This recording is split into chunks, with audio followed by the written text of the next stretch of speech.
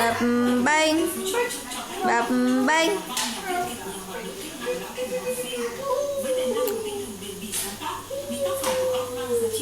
Ê. Ê. Ê. Phê ơi, Phê của mẹ ơi.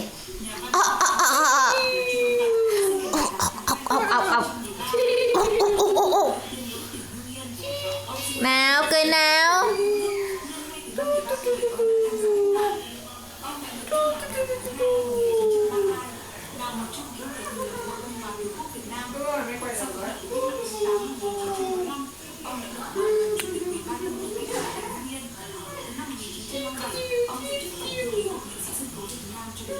Phê